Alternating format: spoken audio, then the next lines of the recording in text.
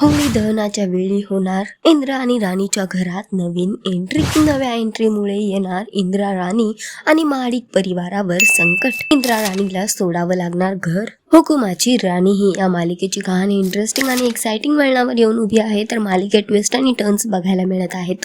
एक मोठा ट्विस्ट बघायला मिळाला. विक्रांतचा खरा चेहरा सगळ्यांसमोर आला आणि त्यानंतर विक्रांतला इंद्राने घराबाहेर काढलं.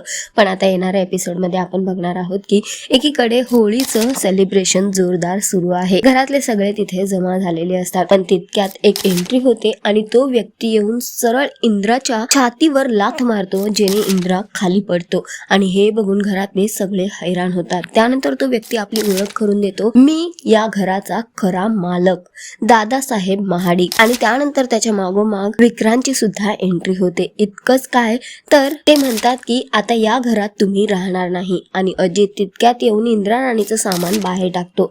दादासाहेबांना बघून इकडे आबासाहेब खूप खुश होतात आणि म्हणतात दादा तू परत आलास.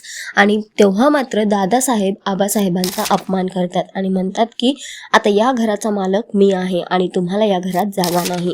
त्यानंतर मात्र आबासाहेबांचा झालेला अपमान बघून राणीला सहन होत नाही आणि ती होलिका दहन सुरू असतं तिथलंच एक जळलेलं लाकूड घेते आणि दादासाहेबांच्या आणि विक्रांतच्या समोर येऊन उभी राहते आणि म्हणते की नाही, जर तुम्हा सगळ्यांना आबासाहेबांची माफी मागायला लावली ना तर नाव सांगणार नाही हुकुमाची राणी.